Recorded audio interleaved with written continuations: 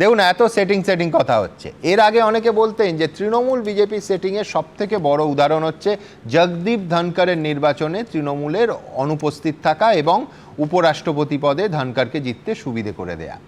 ইদানিং বলা হচ্ছে সাম্প্রতিককালে সব থেকে বড় উদাহরণ হলো লোকসভা স্পিকারের বিরুদ্ধে যখন কংগ্রেস সহ বিরোধীরা অনাস্থা প্রস্তাব আনলো তখন তৃণমূল তাতে সই করলো না।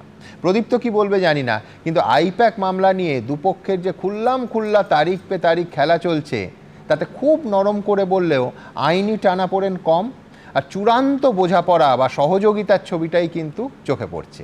প্রদীপ্ত কি মনে হয়? দাদা, তুমি শরদিন্দু বন্দ্যোপাধ্যায়ের যে কালের মন্দিরা নিয়ে শুরু করলে, সেখানে ছলচাতুরি নিয়ে বলতে যাওয়ার সময় আমার হঠাৎ করে চারণ কবি মুকুন্দ দাসের কথা মনে পড়ে গেল। মুকুন্দ দাসের 4টে লাইন এখানে পড়া খুব জরুরি এবং প্রচন্ডভাবে রেলিভেন্ট। কেন?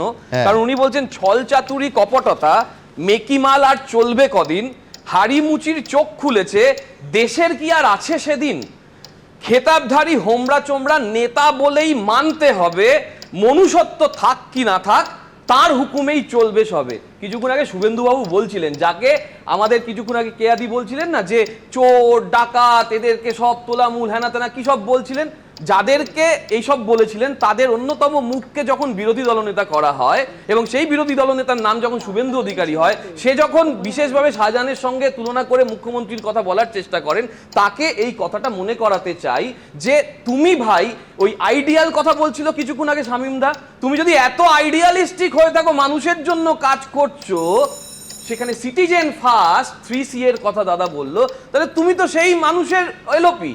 তাহলে তুমি যখন সবকিছু জানো, তোমার কাছে সব তথ্য রয়েছে, এরকম করে কাগজ দেখাচ্ছিলে যে ভাই দেখো কোথায় কোথায় চুরি করেছে, কি আছে সব আছে, যাও না কোর্টে চলে, তোমাদের তো প্রচুর টাকা, তুমি কোর্টে পার্টি হয়ে প্রমাণ করো তুমি মুখ্যমন্ত্রী মমতা বন্দ্যোপাধ্যায়কে যা বলছো তা সত্য কি মিথ্যা।